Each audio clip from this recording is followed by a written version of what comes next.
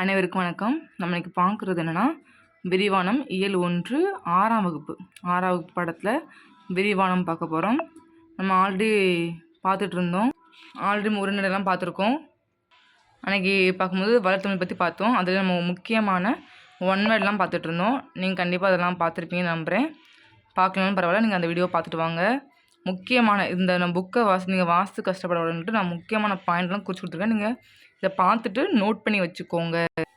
TET prepare பண்ணுறவங்களுக்கோ சரி, TNPSC எக்ஸாமுக்கு prepare பண்ணுறவங்களும் சரி, வேறு எந்த எக்ஸாம் தமிழ் இம்பார்ட்டன்ட் இருக்கோ அவங்க எல்லாருமே என்ன பண்ணலாம், இது கண்டிப்பாக நம்ம பார்க்கலாம். ஏன்னா இது முக்கியமானதை மட்டும் நான் கொடுத்துருக்கேன். நீங்கள் அதை நோட் பண்ணி கூட வச்சுக்கலாம். இப்போ நம்ம பார்க்க போகிறது ஒளி பிறந்தது. அந்த பாடத்துலேருந்து நம்ம யாரை பார்க்க போகிறோன்னா ஏபிஜே அப்துல் கலாம் தான். இப்போ என்னென்னா, குழந்தைகளிடமும் மாணவரிடமும் மிகுந்த அன்பு காட்டியவர் மறைந்த மேனாள் குடியரசுத் தலைவர் ஏபிஜே அப்துல் கலாம். இது நமக்கு தெரிஞ்ச விஷயந்தான். அவர் குழந்தைகளிடம் ரொம்ப பாசமாக இருப்பார், அன்பாக இருப்பாங்க. உங்களுக்கு தெரியும், நம்ம நிறைய இதில் பார்த்துருப்போம். இதில் முக்கியமான பாயிண்ட் தான் பார்க்க போகிறோம். நம்ம பாடத்தை நம்ம நடத்தலை. இப்போ அப்துல் கலாம் அவர் தமிழில் அவருக்கு பிடிச்ச நூல் எதுனா திருக்குறள் தான். அப்போது அப்துல் கலாம் பிடிச்ச நூல் எதுன்னு கேட்டாங்கன்னா நம்ம திருக்குறள் தமிழ் எழுதணும். அதுபோல் லீலியன் வாட்சன் எழுதிய விளக்குகள் பல தந்த ஒளி, லைட்ஸ் ஃப்ரம் மெனி லேம்ப்ஸ் நூலையும் எனக்கு மிகவும் பிடிக்குன்னு அவர் சொல்லியிருக்காரு. அறிவு, தன்னம்பிக்கை, மகிழ்ச்சி ஆகிய 3ஐயும் பெற்று இதை படித்த போது அவர் என்னத்தை அடைஞ்சார்னா, அறிவு, தன்னம்பிக்கை, மகிழ்ச்சி ஆகிய 3ஐயும் அவர் படிச்சிருக்காரு. இதை தமிழில் திருக்குறள் படித்த போதும், லீலியன் வாட்சன் எழுதிய விளக்குகள் பல தந்த ஒளி, இங்கிலீஷில் லைட்ஸ் ஃப்ரம் மெனி லேம்ப்ஸ், இந்த 2 நூலையும் படித்ததுக்கப்புறம் தான் அவருக்கு அறிவு, தன்னம்பிக்கை, மகிழ்ச்சி ஆகிய 3ஐயும் பெற்றேன்னு சொல்லியிருக்காங்க. கொஷின் கேட்கலாம், அறிவு, தன்னம்பிக்கை, மகிழ்ச்சி இந்த ஆகிய 3ஐயும் அவர் எந்த நூலை படித்து பெற்றார்னு சொல்லி கேட்டால், ஒன்று ஆப்ஷனில் திருக்குறள் இருக்கலாம், விளக்குகள் பலந்த ஒளி 2 புக்குமே கொடுத்துருக்கலாம், இல்லை 2 புக்கில் 1 புக்கு கொடுத்துருக்கலாம். நம்ம கண்டிப்பாக தான் படிக்கணும். நெக்ஸ்ட்டு போலியோவினால் பாதிக்கப்பட்டவர்கள் 3 கிலோ எடையுள்ள செயற்கை கால்களை பொருத்தி கொண்டு சிரமப்பட்டு நடப்பதை கண்டேன் அப்படிங்காங்க. பாதுகாப்பு கருவியில் பயன்படுத்தப்படும் கார்பன் இலையை கொண்டு 300 கிராம் எடையில் செயற்கை கால்கள் உருவாக்கப்பட்டன.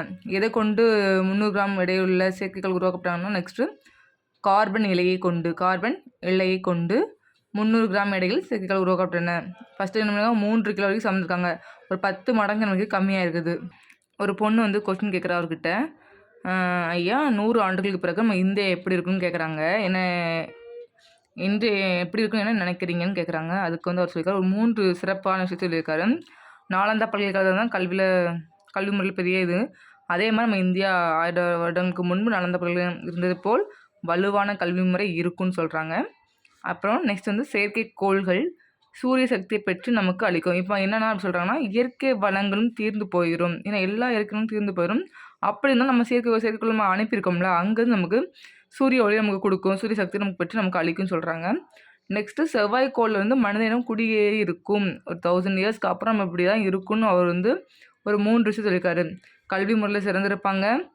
அனைத்து இயற்கை வளங்களும் போனாலுமே செயற்கைக்கோள் அனுப்பியிருக்க சேட்டலைட் மூலமாக நமக்கு சூரியோட சக்தி நமக்கு கிடைக்கும், பெற்று நமக்கு தேவையானதெல்லாம் நமக்கு கிடைக்கும்னு சொல்கிறாங்க.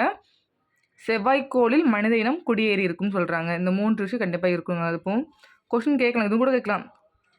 ஒரு 100 ஆண்டுகளுக்கு பிறகு 3 சிறப்பான விஷயங்கள் நம்ம நாட்டில் இந்தியாவில் நடந்திருக்கும்னு சொல்லி ஏபிஜே அப்துல் சொல்லியிருக்காரு. அது என்னென்னா நம்ம இதையும் தெரிஞ்சு வச்சுக்கிறது நல்லது. இப்போ இங்கே ஒரு மாணவன் கேட்குறான், இளம்பெரிய ஒரு மாணவன் கேட்குறான், உலகின் முதல் விஞ்ஞானி யாரை கூறுவீங்கன்னு கேட்டாங்கன்னா அதுக்கு என்ன சொல்கிறாருன்னா, அவர் கேள்வி கேட்கும் ஒவ்வொரு குழந்தையும் விஞ்ஞானி தான். எனவே குழந்தைகளாகிய நீங்கள் தான் இவ்வுலகில் முதல் விஞ்ஞானிகள்னு சொல்லி யார் சொல்லியிருக்கா, ஏபிஜே அப்துல் கலாம் சொல்லியிருக்கிறாங்க. நெக்ஸ்ட் அவர் சொல்லியிருக்காரு, வெற்றி அடைய வழி ஏதாவது இருக்காங்க கேட்டிருக்காங்க. அதுக்கு அப்துல் சொல்லியிருக்காரு, வெற்றி அடைய 2 வழிகள் இருக்குது. அறிவை வளர்க்கும் அனைவரின் பேச்சையும் கவனமுடன் கேளுங்கள். நமக்கு அறிவு வளரணும்னா நம்ம அடுத்தவங்களுடைய பேச்சை நம்ம கவனமுடன் கேட்கணுமா. நெக்ஸ்ட் முயற்சி வேணும், உழைப்பு வேணும், உயர்வு வேணும். கண்டிப்பாக நமக்கு வெற்றி கிடைக்கும். முயற்சி, உழைப்பு, உயர்வு, வெற்றி, இந்த 2 விஷயங்கள் இருக்குது. கண்டிப்பாக இதுதான் வெற்றி அடைவதற்கான 2 வழிகள். யார் சொன்னான்னா ஏபிஜே அப்துல் கலாம். சரி, ஓகே, நன்றி. இந்த பாடம் முடிஞ்சிட்டு நம்ம அடுத்து இலக்கணம் பார்ப்போம். அதை அடுத்த பாட்டில் பார்ப்போம். நன்றி.